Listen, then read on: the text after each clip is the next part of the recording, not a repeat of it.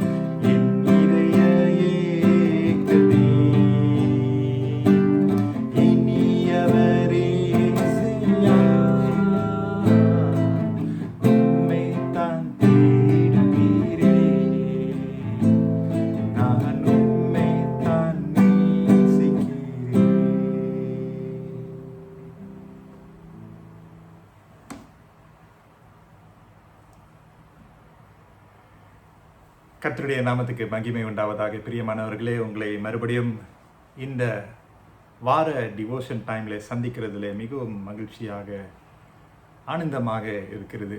கர்த்தருடைய வசனம் நமக்கு அருமையானதாய் இருக்கிறது. The word of the Lord is precious to every one of us. வாரம் வாரம் நாம் ஆராதனை குறித்து தியானித்து கொண்டு இருக்கிறோம். முதலாவது, ஆராதனை என்பது தேவனிடத்தில் முதன்மையை கொடுப்பது என்று அறிந்தோம். Worship is giving God the priority. இரண்டாவது, ஆராதனை என்பது சமரசமற்றது. Worship is uncompromising. இன்றைக்கு ஆராதனை என்பது ஒப்புரவாகுதல் என்று நாம் அறிந்து கொள்ளப் போகிறோம். Today we are going to learn that worship is reconciliation. Worship is reconciliation. மத்தேயு 5ஆம் அதிகாரம் முழுமையாக நீங்கள் வாசித்து பார்த்தீர்கள் என்றால், கர்த்தராகிய இயேசு மலை பிரதேசத்தினுடைய உபதேசங்களை சொல்லுகிறார். ஆங்கிலத்தில் Beatitudes என்பார்கள். அந்த மலை பிரதேசத்தினுடைய உபதேசம் உலகமெங்கும் புகழ்பெற்ற ஒரு உபதேசமாக இருக்கிறது. அநேக கர்த்தரை அறிந்த பிள்ளைகளும் கர்த்தரை அறியாதவர்களும் கூட அதை படித்து நன்மை பெற்றிருக்கிறார்கள். அந்த வரிசையில் கர்த்தராகிய இயேசு கிறிஸ்து மத்தேயு 5ஆம் அதிகாரம் வசனம் 21 24 நீங்கள் வாசித்து பார்த்தீர்கள் என்றால், இந்த பாகத்தில் ஆங்கில வேதத்தில் மர்டர் அல்லது anger என்று அந்த சப்டைட்டில் எழுதப்பட்டிருக்கிறது. இந்த வசனங்களை நான் வாசித்து நாம் சற்று இதை குறித்து தியானிக்க போகிறோம். மத்தேயு 5ஆம் அதிகாரம் வசனம் 21, கொலை செய்யாதிருப்பாயாக என்பதும், கொலை செய்கிறவன் நியாய தீர்ப்புக்கு ஏதுவாய் இருப்பான் என்பதும் பூர்வத்தாருக்கு உரைக்கப்பட்டதென்று கேள்விப்பட்டிருக்கிறீர்கள். You have heard that it was said to those of old, you shall not murder, and whoever murders will be liable to judgment. Murder, கொலை என்று நம்ம பார்க்கிறோம். பழைய ஏற்பாட்டில் முதலாவது குடும்பத்திலே கொலை. The first family itself witnessed murder. What a beginning. இல்லையா? எவ்வளோ பெரிய ஒரு ஆரம்பம். ஆரம்ப குடும்பத்திலே கொலை, சரீர கொலை, ஃபிசிக்கல் மர்டர் என்று நாம் பார்க்கிறோம். காயின் தன்னுடைய சொந்த சகோதரனை அவன் கொலை செய்கிறான். ஆங்கில வேதத்தில் நீங்கள் பார்த்தீர்கள் என்றால், can attacked and killed his brother Abel என்று எழுதப்பட்டிருக்கிறது. attacked and killed அப்படின்னா அவன் திட்டம் செய்து கொலை செய்தான், யோசித்து கொலை செய்தான். ஆனால் இந்த சரீர கொலைக்கு முன்பதாகவே என்ன நடக்கிறது என்றால், மன ரீதியிலே கொலை நடைபெறுகிறது என்று நாம் அறிந்து கொள்ள வேண்டும். Murder occurs in the mind first, then translates into action, the physical act. மாம்ச ரீதியிலே அந்த செயலாக வருகிறது. இந்த கொலையானது சரியான ஜட்ஜ்மெண்ட், நியாய தீர்ப்பு அல்லது தீர்ப்பு பெற்றுக்கொள்ளப்படுகிறது. புதிய ஏற்பாட்டில் பார்த்தீர்கள் என்றால், புதிய உடன்படிக்கையில் ஆண்டவர் சற்று இன்னொரு படி உயர்வை அவர் கொண்டு போய் விடுகிறதை நம்ம பார்க்கிறோம். The Lord Jesus brings into light another level of the understanding of murder. கொலை என்றால் என்ன என்று ஆண்டவர் இன்னொரு படியை எடுத்து விவரித்து சொல்கிறார். மத்தேயு 5ஆம் அதிகாரம் வசனம் 22, நான் உங்களுக்கு சொல்லுகிறேன், தன் சகோதரனை நியாயமில்லாமல் கோபித்து கொள்ளுகிறவன் நியாய தீர்ப்புக்கு ஏதுவாயிருப்பான். தன் சகோதரனை வீணன் என்று சொல்லுகிறவன் ஆலோசனை சங்க தீர்ப்புக்கு ஏதுவாயிருப்பான். மூடனே என்று சொல்லுகிறவன் எரி நரகத்திற்கு ஏதுவாயிருப்பான். There are three things that Jesus mentions here. மூன்று காரியங்கள் இங்கு நம்ம பார்க்கிறோம் இயேசுவானவர் சொல்லுகிறது. Angry insults says you are full. 3 காரியங்கள். Angry insults says you are full. 3 விதமான வகையில் சீஷத்துவத்தை குறித்து ஆண்டவரும் ஆழமாக போறார் பாருங்க. அந்த செயலுக்கு முன்பதாகவே அந்த எண்ணம். சீஷத்துவமானது வெறுமையில நடத்த முடியாது. Discipleship cannot take place in a vacuum.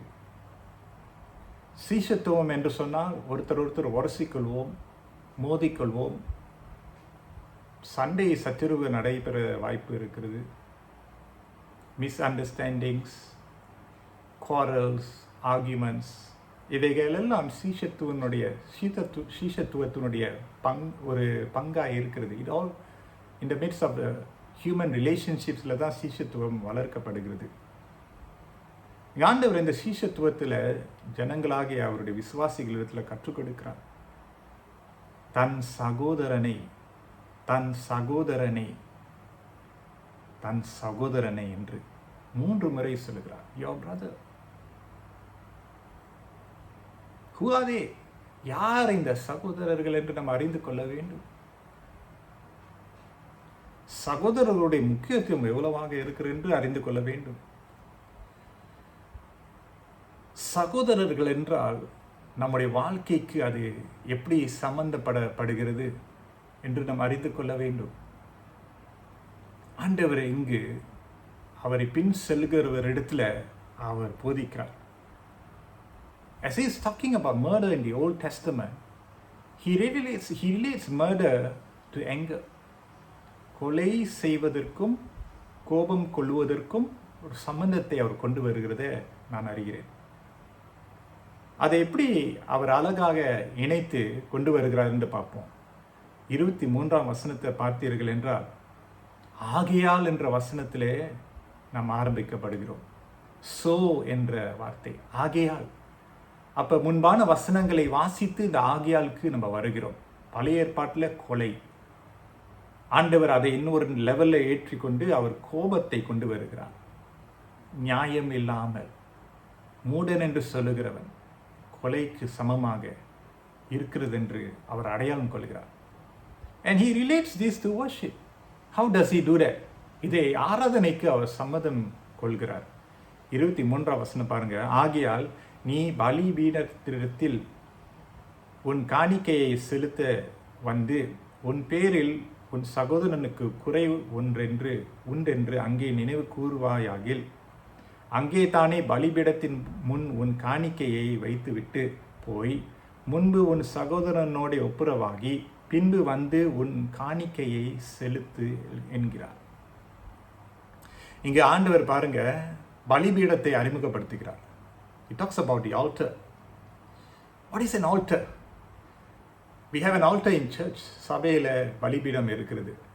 சில வீடுகளில் பார்த்தீங்கன்னா ஒரு சின்ன ஒரு ஆல்ட்டை அவங்க கட்டி அங்கே சிலுவையை வைத்து அல்லது இயேசுனுடைய படத்தை வைத்து அது அவங்களுடைய பக்தியை வெளிப்படுத்துவதற்காக சிலர் காலையிலே அந்த சிலுவையை கண்டு இயேசுவை நினைவு கூர்ந்து ஒரு ஜெபம் ஏறெடுத்து அந்த நாளை தொடங்குகிறார்கள். ஆல்ட்டர் என்று அதை சொல்லுவார்கள்.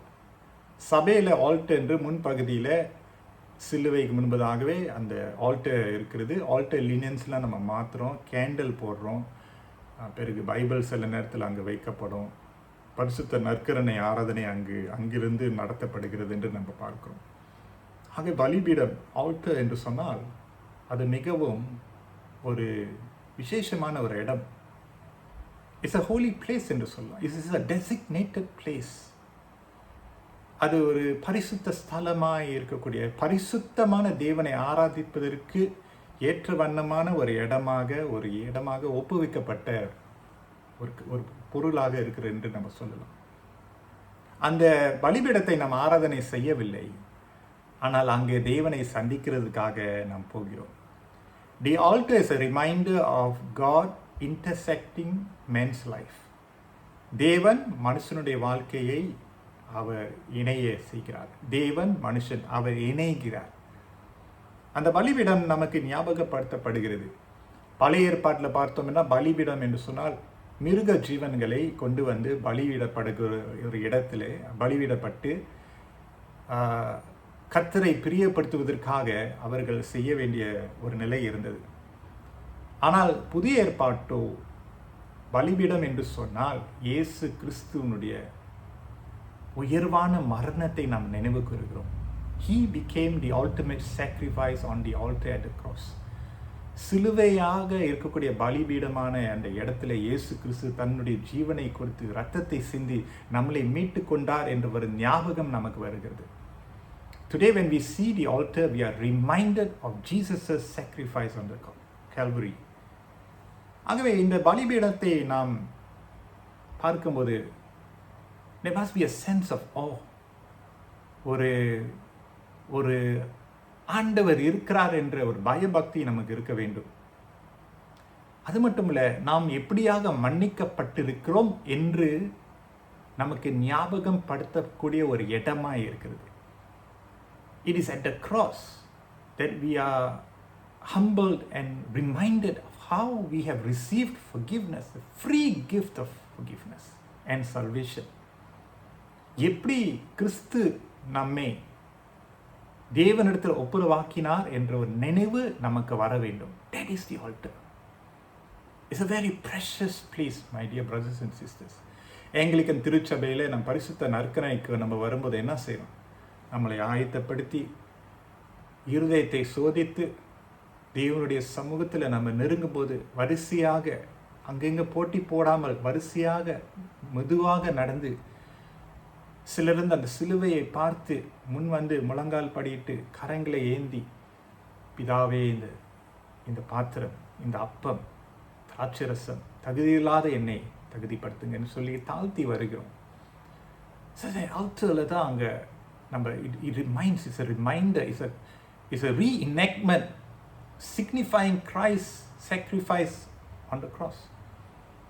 ஸோ ஆண்டவர் இங்கே அந்த பலிபீடத்தை நமக்கு ஞாபகப்படுத்துகிறார். ஆகியால் நீ பலிபீடத்தினிடத்தில் உன் காணிக்கையை செலுத்த வந்து, if you are offering a gift at the altar, அந்த இடத்துல நீ எந்த காணிக்கையை செலுத்த நீ வரும்போது பாருங்க, வசனம் எவ்வளோ அழகா இருக்கிறது. And there remember that your brother has something against you. அந்த பலிபீடத்தில் போய் நம்முடைய காணிக்கைகளை செலுத்துகிற நேரத்தில் ஞாபகம் வருகிறது. இந்த முறை தேவன் நமக்காக பலியாக வந்தார் என்ற ஞாபகம் அல்ல, ஆனால் ஒரு சகோதரன், உனக்கும் அந்த சகோதரன் அல்லது சகோதரனிடத்தில் ஏதோ ஒரு காரியம் இருக்கிறது, ஏதோ ஒரு விஷயம் இருக்கிறது, அது ஒன்றும் சரிப்படுத்தவில்லை என்ற அந்த ஞாபகம் வருகிறது. It's a wonderful. The altar is a remembrance for us of the God whom we worship and whom He sacrificed Himself for us. At the same time, the altar reminds us of our relationship with each other. அந்த பலிபீட அண்டையில் நம்ம வரும்போது பாருங்க, நாம் எல்லோரும் சகோதர சகோதரிகளாக இருக்கிறோம் என்று ஞாபகப்படுத்துகிற ஒரு இடமாக இருக்கிறது. Our worship of God with our offerings will be pointless if we do not have right relationship with each other. ஒருவருக்கொருவர் நம்ம உறவிலே நம்ம சரியாக இல்லாவிட்டால் நம்முடைய காணிக்கைகள் ஆண்டவருடைய பலிபீடத்தில் கொண்டு வரும்போது அதில் எந்த ஒரு அர்த்தம் இல்லாமல் இருக்கும் என்று தேவன் அதை அறிந்து கொள்வார். We worship God not in isolation, we worship God in community. Although we come to God personally, நாம் தனித்து தேவனுடைய சமூகத்தில் வந்தாலும் நம்ம சமூகமாக வருகிறோம். சகோதர சகோதரிகளாக நம்ம இணைந்து வருகிறோம். We stand together equal among each other. பதவி, அந்தஸ்து, வாழ்க்கையின் நிலை, படிப்பு அல்லது திறமை அல்லது கலர் ஆஃப் அவர் ஸ்கின், தோலுடைய கலர், அதையெல்லாம் ஒரு புறத்தில் வைத்து we stand level ground at the altar railings. Say, God, we are level before you. It humbles us. அது நம்மளை தாழ்த்த வேண்டும். பிரியமானவர்களே, இங்கே பாருங்க, இங்கே ஆண்டவர் இதை தான் அதை சொல்லுகிறார். Jesus says, if you have someone who has something against you, அதை அவர் எடுத்து சொல்லுகிறத இங்கே நம்ம பார்க்கிறோம். If you are offering your gift at the altar and there, remember that your brother has something against you. Leave your gift there before the altar.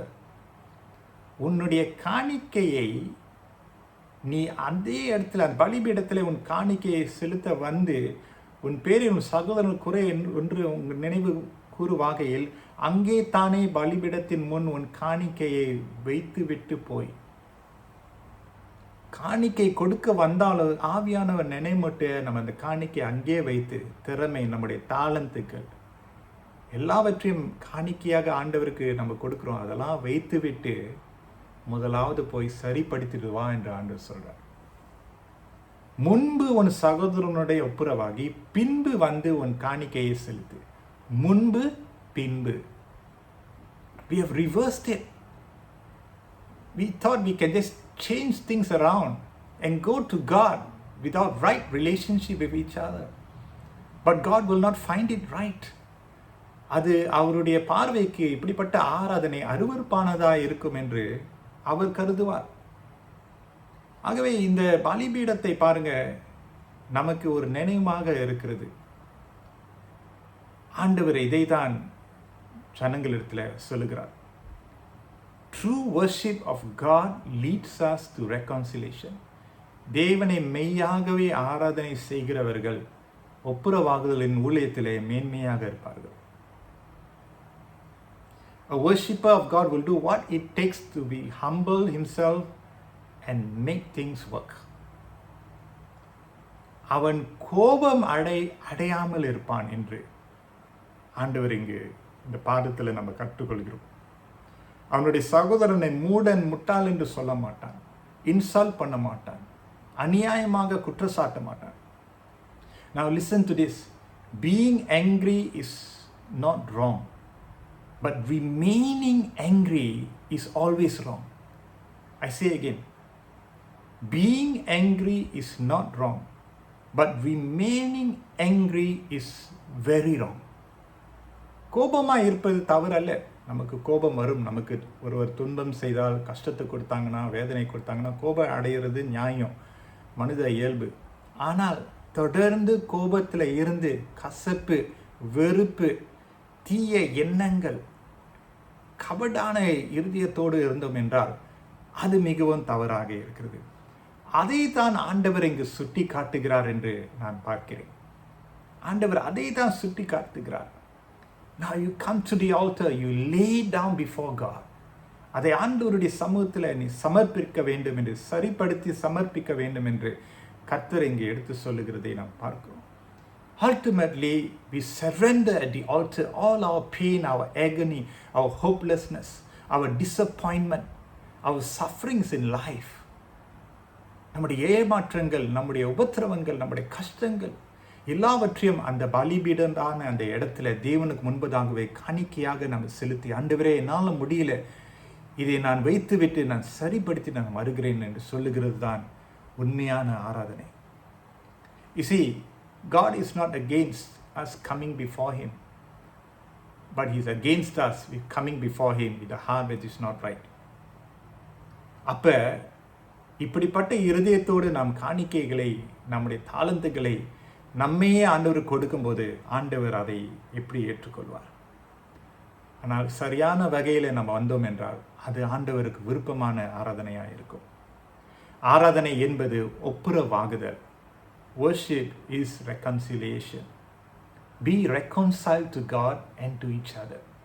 தேவனிடத்தில் ஒப்புரவாகுதல் ஆக வேண்டும், ஒருவருக்கொரு ஒப்புரவாகுதல் ஆக வேண்டும். இது ஒரு சுலபமான காரியமாக இருக்கிறது என்று நம்ம எண்ணிவிடக்கூடாது. சுலபம் இல்லை.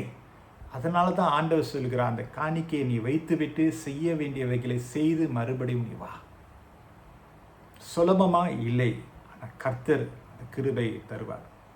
Sometimes it's almost impossible, but God will make it possible. சில நேரத்தில் all is hopeless. இந்த உறவு மறுபடியும் சரிப்படுத்த முடியாது. இந்த வீட்டில் இருக்கிற உறவு, இந்த வேலை இடத்துல இருக்கிற உறவு, இந்த நண்பருடைய உறவு அல்லது சபை மத்தியில் இருக்கக்கூடிய உறவு. ஆனால் தேவனால் முடியாத காரியம் ஒன்றுமே இல்லை. If we are worshiping God with all our hearts, we will make whatever it takes to get right and make things right. Sometimes it's a big challenge. ஆனால் ஆண்டவருக்கு நம்ம ஒப்பு கொடுப்போமாக, கர்த்தர் நமக்கு உதவி செய்வார். God will help us. Remember, worship is reconciliation. ஆராதனை என்பது ஒப்புரவாகுதல். May God bless you. Have a wonderful week ahead. கர்த்தர் நம்மளை தொடர்ந்து ஆசீர்வதித்து வழி நடத்துவாராக. ஆமென்.